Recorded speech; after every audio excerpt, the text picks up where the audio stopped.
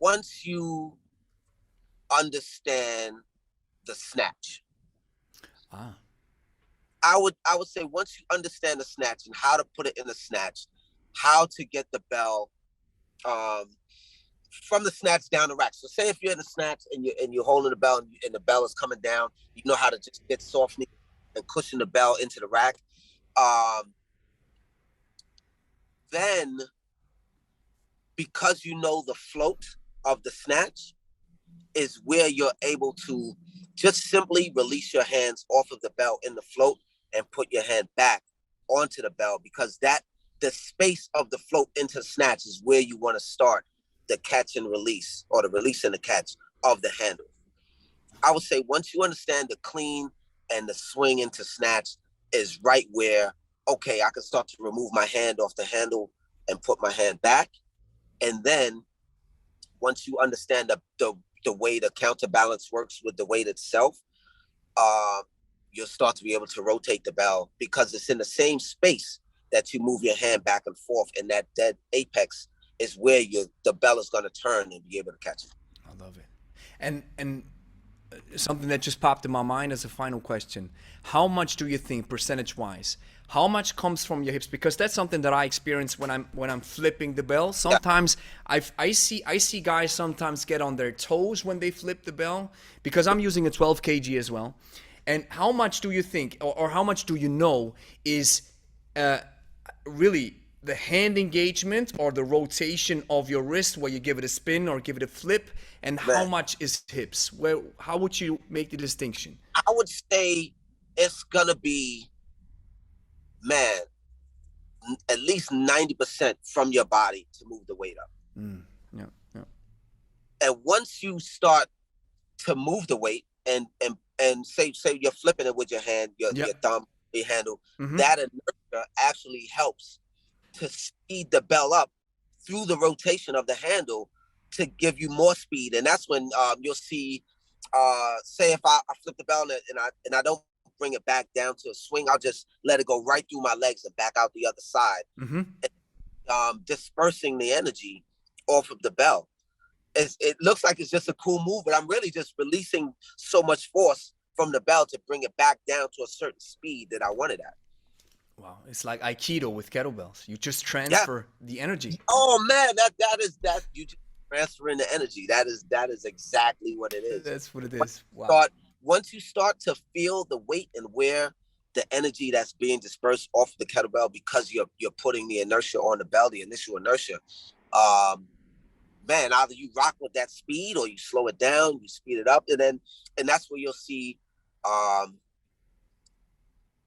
so if I went over my shoulder and I caught the bell, there's so much speed on the downforce, I would release it late and put it on my elbow just to slow it down so that I can catch it on the other side without as much speed Mm-hmm. coming out of the swing.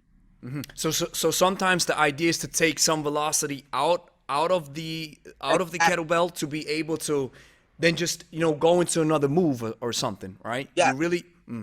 like you said, like taking the velocity out of the bell to be able to just put your hand in the correct position of the handle Mm. to it in the second way that you want. And so, man, I get so many questions, and just Nah, just one more minute, brother, and then we're done. do it, Then we're done. do it. Uh, um, is there, because we are in such a, let's say, like, such a revolutionary space with Yeah, kettlebell juggling, and just on a final note, I need to say this: you gotta do some courses. You gotta bring this out to the masses, that people can just jump into it, because I truly believe that you are on the cusp of something that is, and I'm not the only one. Bill yes, Esch, the kettlebell warrior, he mentioned uh, this is the same. He said the same about you. He said, man, he's bringing some jazz into the juggling, never seen yeah, before. okay, Bill. Yeah, that's what's up. Wow. So I'm not the only one. I think a lot of folks who know, who got some mileage with the bell, Yeah. know what you're doing. So the final question is, can Okay. we also do it wrong? Because we're also in a space where, yeah, just try out things, but is there Right. something where we have to say, nah, there's some limitations and some things that you have to respect? Wow. That's a deep Wow. question, right? Like, then you do it wrong. I would say the only thing you're gonna do wrong is missing that handle, man. Easy. if you can, okay. So lately, oh, I've been watching, what I don't know. I want to say it wrong, but stick fighters. Mm-hmm. I've been watching stick fighters because there are times where they'll throw the stick and let the stick go and catch it again. And I saw somebody do it where they were, I don't know if it's like a wushu fighter or something like that. He had the stick and the way he threw it under his arm and caught it back around his shoulder. I was like, I think I could do that with the kettlebell. So I don't think there's a limit on what you can do wrong because you're not doing it to be graded. There's nobody saying it has to be this way. Mm-hmm. So that I don't think there's a wrong way to do it. The only thing wrong you can do is miss that handle if you have it in your mind to achieve it. I think the reason why I'm asking this question is Uh-huh. people always, and me included, Yeah.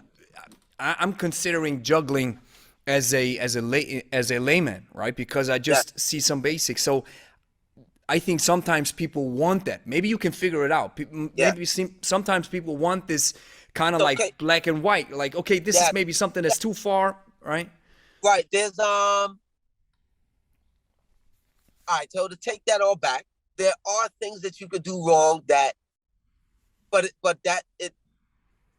the things that you're gonna do wrong, and when you have a coach to kind of coach you through the process, it's it's it's um it's basically like just positioning of the handle, where your hand on the handle, the distance of the bell away from you when you went to catch the bell. So there are things that you can do wrong, but I'm thinking in terms of at the point where you've gotten past all of that.